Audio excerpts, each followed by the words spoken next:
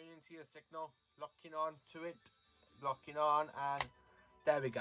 Hello, welcome to a completely new Doctor Who review video today. So this time it's no other than Doctor Who Season 13.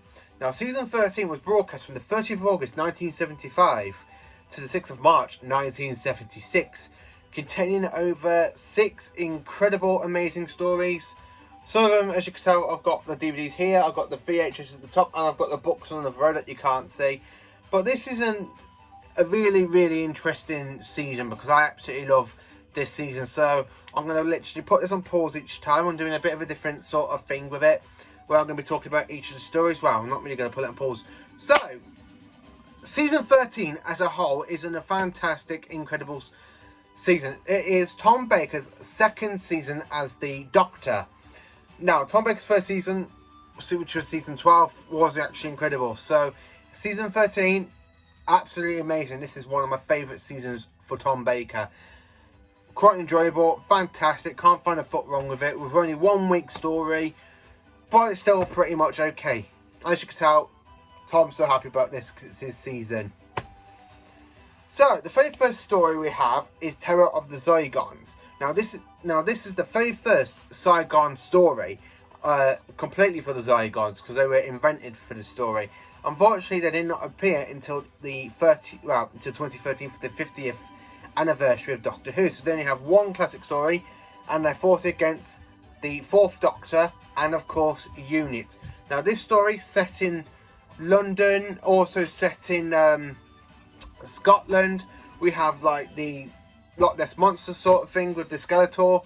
The Zoy Guns controlling it through a control, and it looks like, especially when they're trying to send him to flatten the 4th Doctor.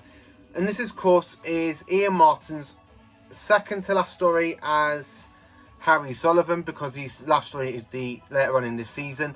But in this story, he literally stops travelling with the Doctor and Sarah. So the Zoy Guns in this is an absolutely amazing detail. I absolutely love it. I love that part 1's got like a little bit of an extended episode on the DVD version. Quite looking forward to having this on Blu-ray, to be honest, this season completely, because we just have so many good ones. I absolutely love them. So the next story we have is known as the Planet of Evil. Now the Doctor is on a rescue mission on this because the TARDIS picks up a distress call. And I love that little green he does with Sarah. He goes, "Stand by for emergency materialization." Like that. I absolutely love it. Tom in this, again, is on top notch, like he was for the Terror of the Zoy Guns. So in this story, it's literally just the Doctor and Harry. Now this is the Doctor and Sarah, sorry. Now this is the very first story we have of the season, where we actually see the inside of the TARDIS since season's 11 story, Death to the Daleks. And it has a bit of an upgrade in this story. It's actually pretty amazing, actually. It's only 2 stories, this completely new TARDIS set. But it's absolutely okay for it, to be honest. It's really good and stuff. Especially with the antimatter creature. And when you literally have to eat, when he goes after you, your literally body turns into skulls. Literally into the skulls and the remains of you in the clothes, like in the clothes of dying, is still there, but with just a massive skull. And I have to say, this one is absolutely incredible. I love the little bits in this completely. So the next story we have is the Pyramids of Mars. So the Pyramids of Mars is my all-time favourite Tom Baker story, because this story is just mwah. It is a fantastic, creepy, horrific story. Robot mummies. We have like an ancient Egyptian god called Sutek the Destroyer. Is just an absolutely fantastic villain for the 4th Doctor to battle against, especially where literally like gets to the Doctor's head and he goes, "Who's your obey?" He's like, "Sutek. Sutek is supreme." I just absolutely love that. Tom does it way brilliantly, and especially when you have that little fight with the robot mummies and the Doctor trying to cancel Sutek's signal. It's an absolutely incredible story. This one is I absolutely love this story completely, because I can't find a fault wrong with it. Pyramids of Mars is my all-time favourite. So the next story is called The Android Invasion. Now this one we see a whole new costume for the 4th Doctor. Well, Pyramids of Mars had a new costume as well, because Terror of the Zoy Guns and the Planet of Evil kind of had Tom's like costume, but with a new cravat. Where this one, Tom's like literally wearing a new waistcoat, new trousers. There we are. Tom is literally just wearing a completely new costume, and if I show you the picture of the video, that is Tom's new costume for this story and for the rest of this season. And it doesn't appear back again until season 15. But I have to say, this one is an absolutely incredible story.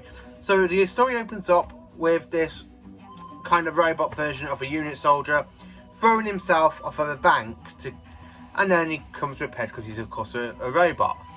We have a new alien race which kind of look like troll people, as I show you, which is these, and they're creating androids. They even made an android version of the Doctor and an android version of Sarah Jane.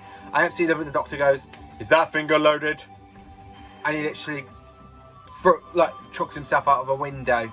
I absolutely kind of love that. Tom's funny, especially when he goes, "I fancy a pint of ginger beer." It's really... Normally people actually do have anything to say for the android invasion, but I can't actually... I understand where they're coming from, because it doesn't basically lead to nowhere. It's a bit really, really overrated, really, but I still love it for what it is, and it's just a really good one. So, of course, The Brain of Morbius. So, The Brain of Morbius is my second favourite story of this season. Let me tell you why. We see the Sisterhood of Khan for the first time. We're on the planet Khan. We have an evil scientist, a bit like Dr. Frankenstein, literally killing all these like alien bodies, chopping them up in parts to make a body for a Time Lord brain known as Morbius. And it's a really good one. It's a really good one. I love Morbius as a villain. The Time Lord sent him on Khan to die, and they left him there. And he's actually quite a good one, because he literally, the Time Lords pulled the Doctor to try and stop Morbius coming to life, but the scientist wants to cut off the Doctor's head. Now, Sarah Jane loses her eyesight in this, but I can't really say anything more than that, because I don't really want to spoil it for anyone who hasn't seen it. But if anybody who likes Frankenstein, or anything to do with Frankenstein, like I would suggest, if you like Frankenstein and you like Doctor Who, watch The Brain of Morbius, because it is a fantastic horror story. So the last story of the season, and I'm going to do this a little bit of background for them. So, and then I'm going to do the ranking. So the last story of the season is The Seeds of Doom. Now, this one is a 6-part story, and it's really enjoyable. Now, I think this is the only 6-part story in this season. I have to say, I love the whole crinoids, the crinoids designs. They look a bit like the Axons from the Claws of Axos 1971. But I absolutely kind of like it. Set in the Arctic and then set in the UK.